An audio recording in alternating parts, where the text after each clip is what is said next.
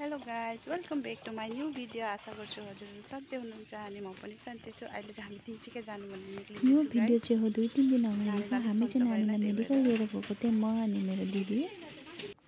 अनि यहाँ चाहिँ हामी बसिरहेको थियौँ अगाडि ट्राफिक जाम भएर। अनि त्यही भएर चाहिँ अहिले हामी मेडिकल पनि आइपुग्यो। मेडिकल चाहिँ मैले नानीलाई लिएर आएको थिएँ। नानीलाई चाहिँ अलिकति स्किनको प्रब्लम भएको थियो, अनि त्यही भएर चाहिँ हामीले नानीलाई लिएर आएको थिएँ। अनि यहाँ चाहिँ हामी रोकिराखेको थियौँ किनभने हामीले नम्बर चाहिँ 8 नम्बर पाएको थियो, त्यही भएर चाहिँ हामीलाई एकछिन रोक्नु पर्यो। यहाँ चाहिँ धेरै नै मान्छेहरू आएको थियो स्किन देखाउनु भनेर। अनि यहाँ चाहिँ नानी खेलि पनि राखेको थियो।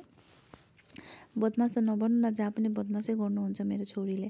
त्यहाँबाट चाहिँ अहिले हाम्रो फर्किने बेला भइसक्यो। अनि यहाँ चाहिँ के भगवान्को रियली भइरहेको थियो खोइ त्यो त थाहा छैन।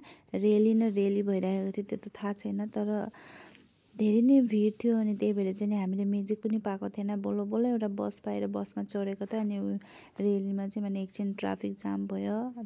त्यही भएर चाहिँ हामी 1 घन्टामा पुग्ने जग्गामा हामीलाई चाहिँ 2-3 घन्टा लाग्यो। घर पुग्दा बेलुकै भएको थियो गाइस।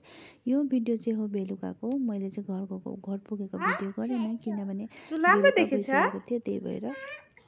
अनि यहाँ चाहिँ नानीले चुल खोलिदिनु भन्दैछन्। मैले किन खोल्ने भनेको त खोल्दैन मम्मी भन्दैछ। हजुरलाई मेरो भिडियो मन पऱ्यो भने लाइक कमेन्ट अनि सब्सक्राइब गर्नु नबिर्सिनु होला। Bye bye.